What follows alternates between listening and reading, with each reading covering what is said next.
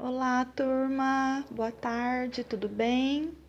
Dando continuidade na nossa aula, hoje, quinta-feira, dia 8/4, começamos com língua portuguesa. Então, nós temos um textinho aqui, ó. Vou aproximar para a gente fazer a leitura.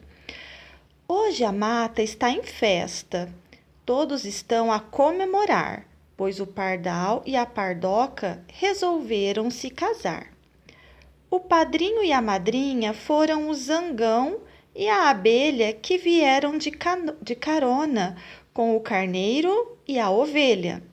E todos os casais da mata, até o bode e a cabra, viraram a noite inteira dançando na festa animada. 1. Após a leitura do texto, pinte as palavras femininas de vermelho e as palavras masculinas de azul. Então, vou voltar lá no texto. Então, ontem nós estudamos os substantivos masculino e feminino e dei uma dica para vocês. Geralmente, o substantivo masculino, antes da palavrinha, antes do substantivo, eu consigo colocar a letrinha O, se for o masculino. Deixa eu anotar aqui.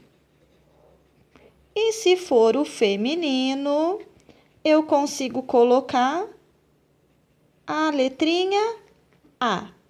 Então, ó, vamos reler de novo o texto? Porque o que for substantivo masculino, eu vou pintar circular de vermelho. E o que for feminino, aliás, o que for masculino de azul, o que for feminino de vermelho. Ó, então, retomando aqui a leitura, eu vou ter que olhar palavrinha por palavrinha, ó. Hoje é nome de alguma coisa? Não. É nome de alguma coisa? Não. E mata? Mata né? É aquela floresta fechada, ó. Então, mata, ó, tem até a letrinha A aqui do lado. É um substantivo feminino. Então, de que cor que eu vou pintar aqui dentro? De vermelho.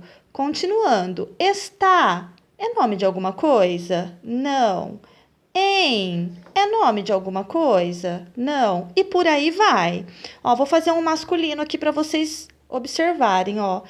Geralmente, foi o que eu disse para vocês, já tem a letrinha O antes, tá bom? Mas não é regra. Então, aqui, ó, o pardal. Pardal é um substantivo masculino. Vou pintar de azul. 2. Leia as palavras do quadro abaixo e separe em 2 grupos. Então, aqui nós temos várias palavrinhas e nós vamos colocá-las dentro da listinha de substantivo masculino ou feminino. Então, aqui, ó, carneiro, o carneiro.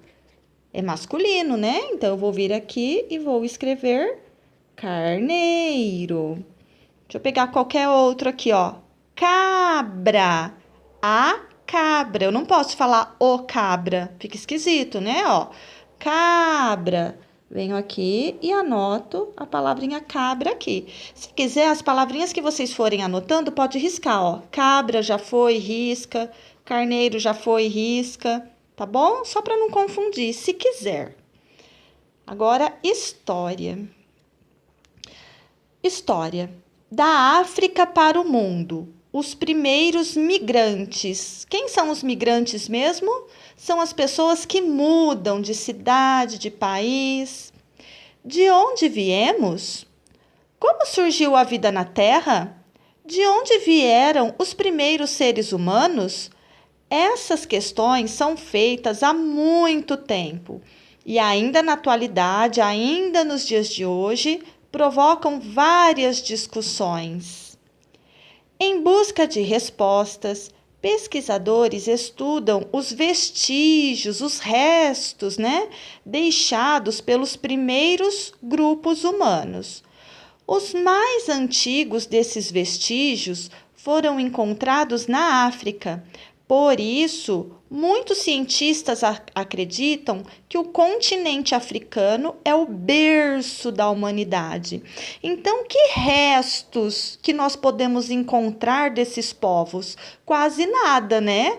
Às vezes, os pesquisadores encontram enterrado um osso, um pedaço de xícara, alguma coisa que conseguiu resistir ao tempo. E eles vão estudar para ver quantos anos tem aquele objeto, de onde veio. Por isso, eles são chamados pesquisadores, porque eles pesquisam o que eles encontram. Mas então, como esses grupos foram parar em diferentes lugares do mundo? Eles migraram, eles mudaram, para diversos locais, povoando outros continentes. No entanto, essa migração demorou milhares de anos para acontecer. Por isso, podemos dizer que somos descendentes de migrantes, pessoas que saíram de sua terra natal para habitar outros locais do planeta. Então, o que são descendentes? Descendentes são os nossos antepassados. Por exemplo, você é descendente do seu pai e da sua mãe, do seu avô e da sua avó, do seu bisavô, do seu bisavó, e por aí vai.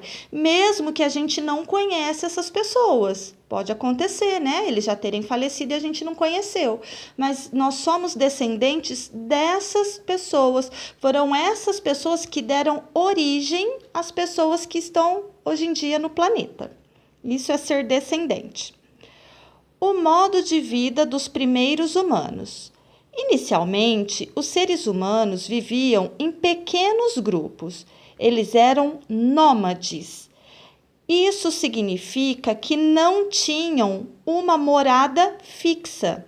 Eles mudavam constantemente de lugar em busca de alimentos, água e recursos naturais para fabricar ferramentas e roupas. Então, esses nômades eram grupos pequenos de pessoas e que eles viviam mudando de lugar. Eles não tinham uma casa, um local fixo para viver igual nós temos hoje.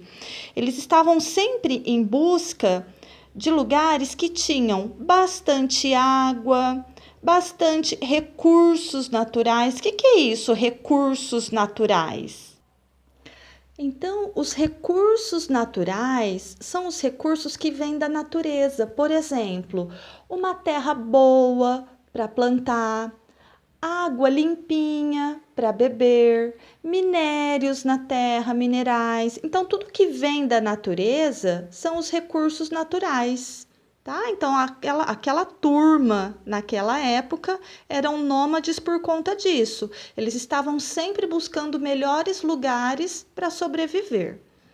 Curiosidade: arqueólogos são os pesquisadores que estudam os vestígios, os restos deixados pelas pessoas no passado. Muitas vezes, esses vestígios estão embaixo da terra. E para coletá-los, os arqueólogos fazem escavações. Eles literalmente escavam a terra com muito cuidado, porque como são materiais muito antigos, eles são frágeis, São fáceis de quebrar. Os locais escavados pelos arqueólogos são chamados de sítios arqueológicos. Então, às vezes, em um determinado local, em uma determinada cidade, eles começam a achar enterrados na terra esses vestígios de povos antigos. Então, esse local é chamado de sítio arqueológico. Atividades. 1. Após a leitura do texto acima, responda: A. Muitos cientistas acreditam que o continente africano é o berço da humanidade. Isso significa dizer que foi na África que os primeiros grupos humanos surgiram? Foi na África que os primeiros berços foram fabricados? Foi para a África que os primeiros grupos humanos migraram, mudaram? É só anotar um X na correta, tá bom? Se não lembra, se esqueceu, é só voltar e fazer a leitura do texto novamente.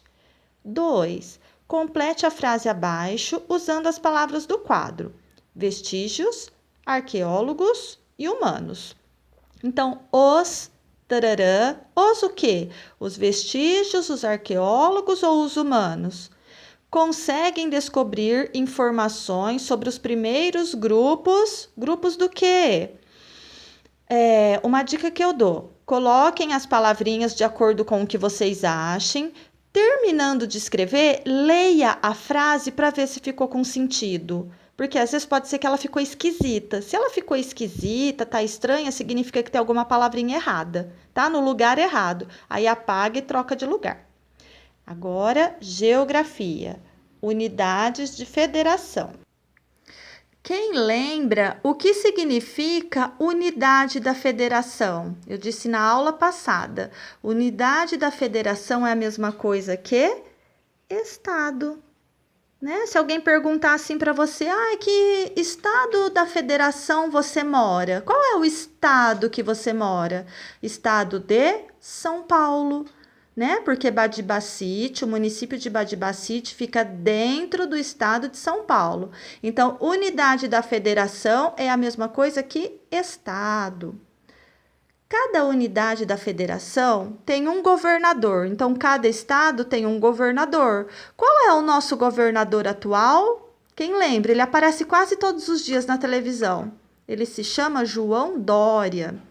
Então, cada estado de federação tem um governador e um vice-governador eleitos por meio do voto.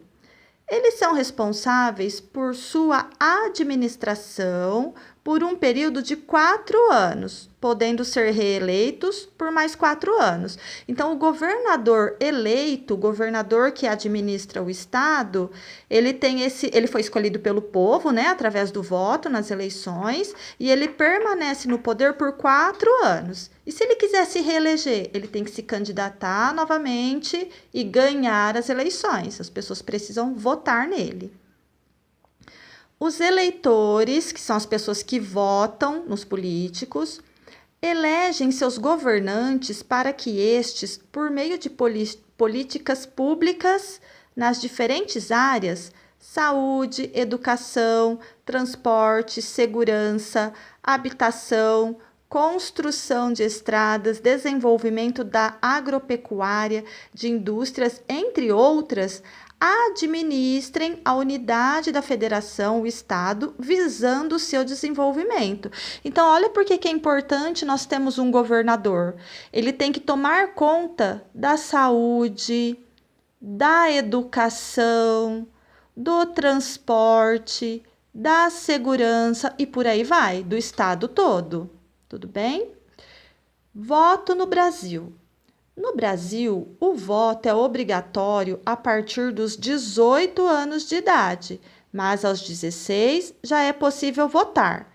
Basta ter o documento que comprova que você é cidadão brasileiro e está apto a participar das eleições.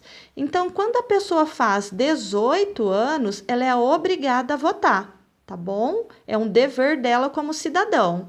Mas se ela não votar, o que ela acontece? Ou ela paga uma multa, ou se no dia da eleição ela estiver em outra cidade, que não é a cidade que ela vota, ela pode ir lá e justificar o voto dela, que aí não tem multa.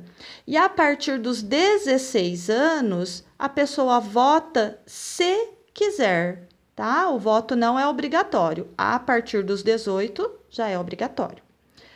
Antes de escolher os representantes de seu município, unidade da federação, do estado, e para a presidência do país, é necessário conhecer e analisar as propostas desses políticos, a fim de que possam eleger representantes que façam o melhor para toda a população.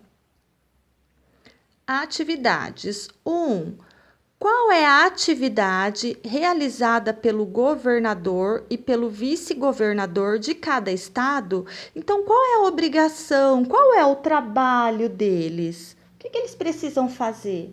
Então, o governador, nós lemos lá no texto, eles administram o estado, promovendo seu desenvolvimento econômico e social por meio de políticas públicas, né? Eles governam os estados, por meio de políticas públicas em diferentes áreas, Quais são essas áreas? Qual é a importância do voto? Número 2. Qual é a importância do voto? Então, é por meio do voto que nós elegemos nossos representantes para administrar nosso município, nosso estado, nosso país. Essa é a importância do voto. E 3, a partir de que idade o voto é obrigatório? Acabei de ler, hein? A partir de que idade as pessoas têm a obrigação de votar?